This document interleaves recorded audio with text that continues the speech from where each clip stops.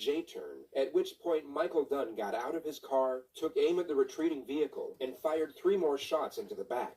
The amount of time that passed from the first volley of gunfire to the second was exactly 4 seconds.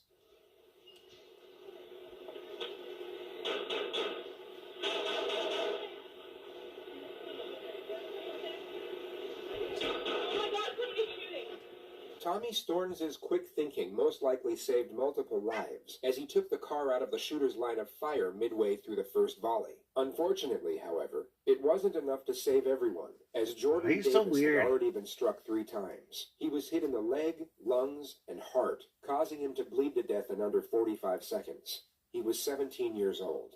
Roughly 20 seconds after the gunfire ceased, Rhonda realized it was her fiancé that had fired the shots, at which point she went outside to see what was going on. And so I opened the door, and he said, "Get in the car." And I don't know if I said what, or if I said anything, or if I just hesitated, and he said, "Get in the car."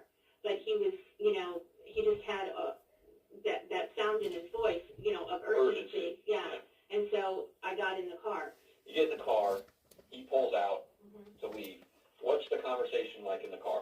Well, I asked him, what happened? Right. That's what I said. I said, "What happened?" And he said, "I shot at the car." And I'm like, we're moving at this time. Right. And I said, "What car?" And he said, "The one with the music." And I said, "Why?" And he said, "Because they threatened to kill me."